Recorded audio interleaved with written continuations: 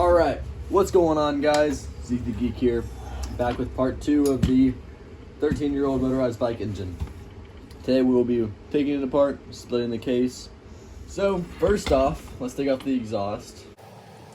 It's big and in the way. Now this has washers and lock washers, which is nice. Here is the exhaust hole, small. It got this little guard on it. It says E-12.EPA. I guess they used to have matching serial numbers for these back in the day, but here's the end weld. And I'm actually gonna take off this cap real quick because I want to see if it's built any different than modern ones. There's the cap. There's no tube. There's nothing. Here's the inside of it. Let's hopefully get a real nice focus in there. But there's like, almost looks like a catalytic converter in there. But it just looks like some copper that's wound up to look like a catalytic converter. But no debris in here. You know, usually if you buy these exhausts new, they're rusted inside. There's debris in them, and you take it out, and then, you know, there's pinholes in it. Whatever. Alright. I already loosened most of the bolts just to make sure I didn't have to, you know, like, do any crazy work to try to get some unthreaded. But this does seem like a pretty nice, nice condition for 13 years. Clearly been in a storage unit for a long time. Ah, there we go. Well, there's the cover, little sticker. Y'all can actually read this for a second if you want to pause it. Just some information. What I thought was interesting, it has engine tune-up specs, and ignition timing is 25 degrees to BDC. Octane run 87, doesn't have anything else on it, really. Engine displacement 66 cc's. Here's the magneto. The gaps don't look that even, I'll be honest. They look pretty uneven. This is a coil that I've never seen before. There's serial number on it, kinda. But a white wire coming out of it, and a blue wire. I've never seen a blue wire coming out of these. It's always red and black.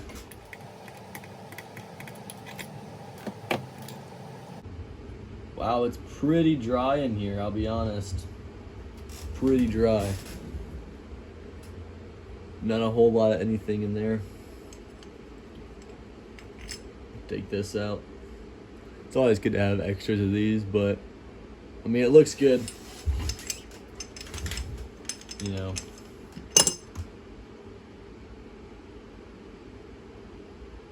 There's a little bit of grease, to be fair. Not much.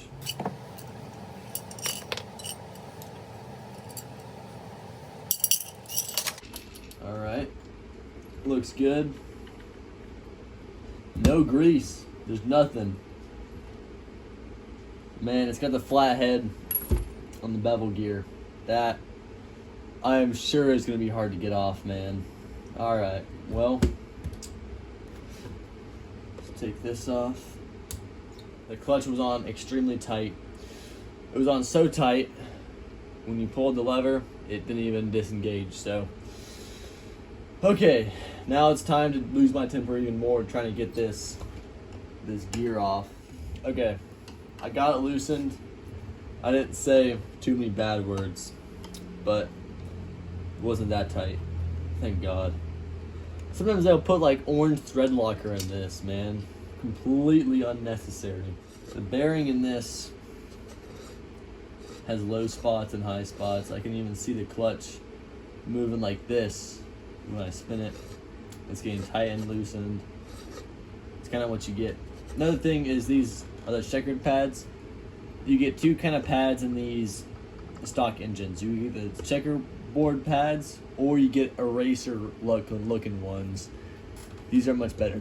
The eraser ones, they are much weaker. They do much more debris. and the debris can get in the bearings. You gotta tighten your clutch a lot more. They're not good. But you can buy some green hard pads on AliExpress. They're not too expensive. That's what people do.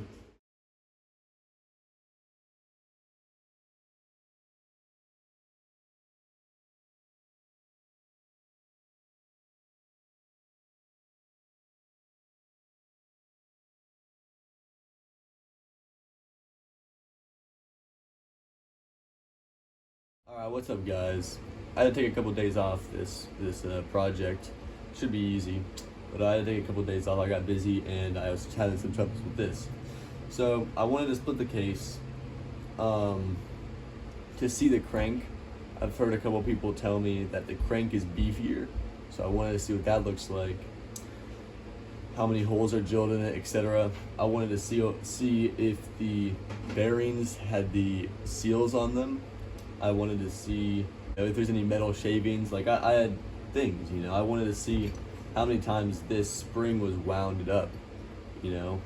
But none of those questions can be answered because, as you might have saw, I took off the magneto cover and I took off the bolt, obviously, and I tried to pull this out and it wasn't coming out. So I moved on to the sprocket cover and a small bevel gear. And I removed this flathead bolt. It wasn't too tight on there, but after I removed it, I tried to remove this small bevel gear, and it ended up pulling the threads out and ruined 2 clutch pullers. They're ruined on the small bevel gear side. So maybe I'm a little bit insane trying the same thing over again and it's not working. But this case isn't going to be able to be split. What am I going to do now? I'm going to take out the top end. We're just going to basically look at that instead. I always loosen the head bolts in a star pattern. You know, it's probably not needed. It's going to tighten them in a star pattern. Loosening them, I don't think it's needed, but I don't know. It's like working up a good habit or something like that. I don't know.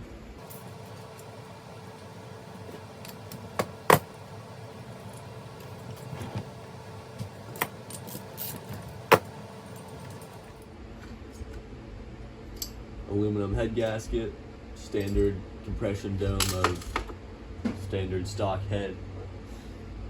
Piston looks good. Oh, that came out easy. Usually they're never easy that come out.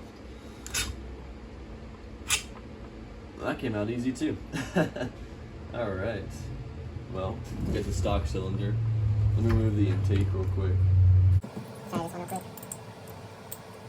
So, we got the intake. Now, I think they call this the G2 cylinder. I'm not 100% sure. There's the intake right there. The intake gasket. So that would take away performance because you can say the gasket is way smaller. We got the exhaust port. Little bit of casting edges, a little bit of burr. That's normal though. The intake has burr too, not as much. The head might need to be redecked. It's not perfectly flat, but it should still seal with an aluminum head gasket. Now you have the fully open transfers. As you can see in the inside, they kind of blocked off here a little bit, so that's gonna lower performance. Seems like a fine cylinder, honestly. Seems fine. I can measure the bore real quick. 0 now. 47 millimeters in the cylinder. 47, so yeah, it's about standard 66 cc.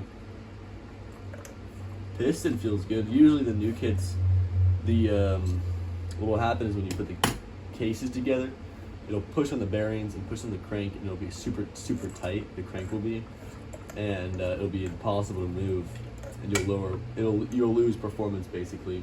But this feels nice. It feels free.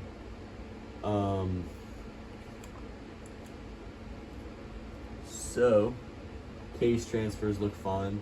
gasket is right on them. This is a ZAF 60 crank. They put easy clips. I've had an easy clip fail on me actually recently, so I don't use them anymore. I like C clips. I mean, it feels good. Oh, piston is orientated correctly towards the intake on the pins, which is good. Well, that's the engine, y'all. Just a quick tear down. I'll probably find some random bike to put this on. It'll have good power, I tell you what. I'm pretty sure that carburetor that came with this is actually one of the better ones. But yeah, I hope y'all enjoyed the video. Cylinder actually looks really nice. Hope y'all enjoyed the video. Anyway, stay tuned for the next one. Peace.